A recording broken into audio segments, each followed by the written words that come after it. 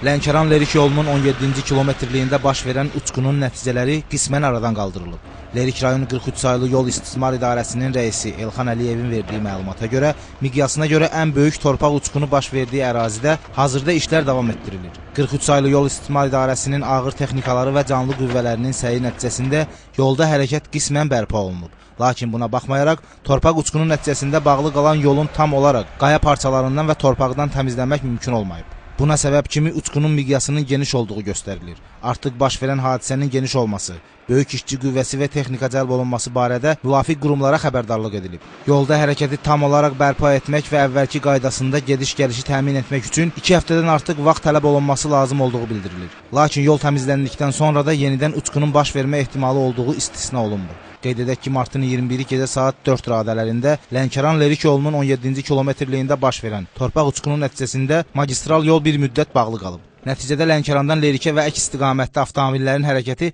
tamamilə dayanıb. Lakin ötən gün saat 11 radələrində yol təmizlənərək avtomobillərin hərəkəti fasilələrlə bərpa olunub.